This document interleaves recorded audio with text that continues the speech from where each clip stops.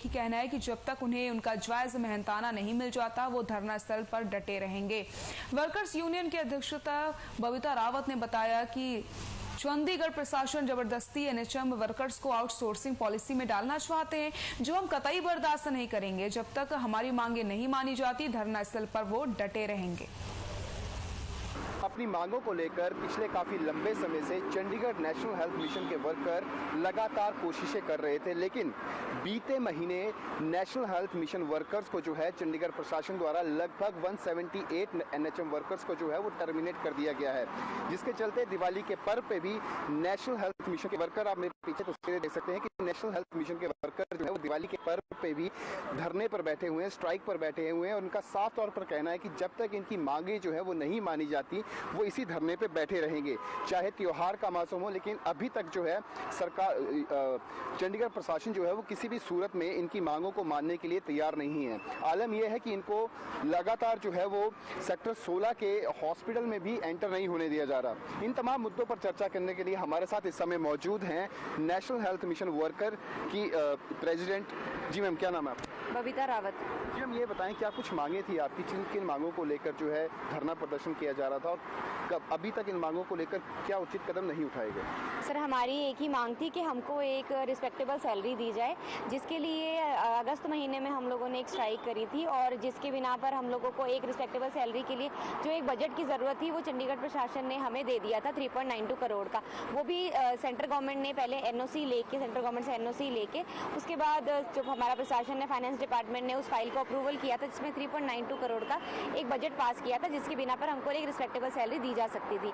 लेकिन उसके बाद अभी अक्टूबर में हमारे प्रशासन ने, हमारे हेल्थ डिपार्टमेंट ने हमारे के ऊपर एक ऑर्डर जारी किया, जिसके अंडर था कि हमें टर्म्स एंड कंडीशन लगा दी जा रही थी।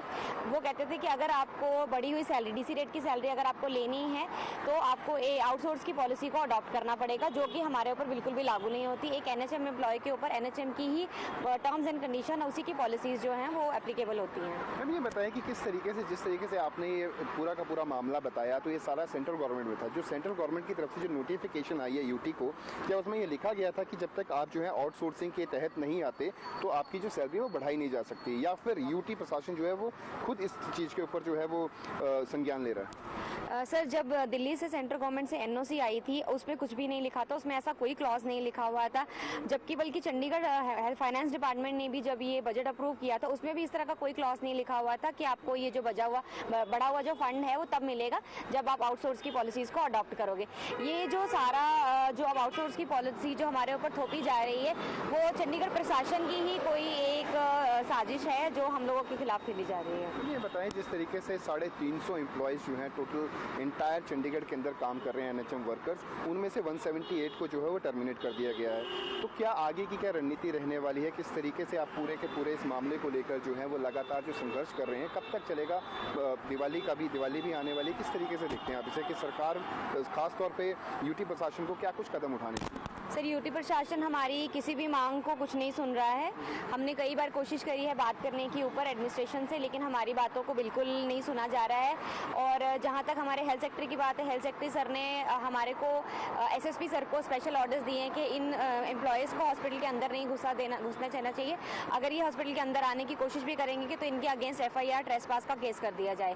तो ये थे हमारे साथ एनएचएम वर्कर्स जो लगातार जो है बीते काफ़ी समय से अपनी मांगों को लेकर लगातार संघर्ष कर रहे हैं, लेकिन अभी तक जो है इनकी मांगे नहीं मानी गई हैं। और खासतौर पर इनका कहना है कि जब तक इनकी मांगे नहीं मानी जाती, चाहे दिवाली हो, वो अपनी मांगों को लेकर इसी स्थल पर डटे रहेंगे। चंडीगढ़ से हर खबर हरियाणा के लिए रवि चंदेल के साथ कैमरामैन किशन की रिपोर्ट। फतेहाबाद में धान